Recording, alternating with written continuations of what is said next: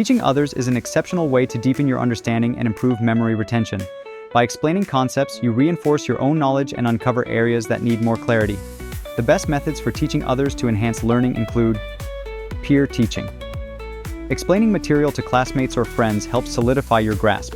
For instance, a student who teaches a complex topic in economics to a study group often finds they understand it better themselves. Creating educational content. Developing study guides or presentations forces you to organize and clarify your knowledge. This might involve making a PowerPoint presentation on a historical event, which helps you internalize the details.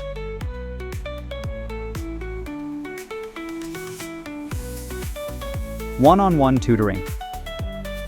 Personalized instruction to individuals or small groups allows for tailored explanations and immediate feedback, enhancing both the tutor's and the learner's understanding.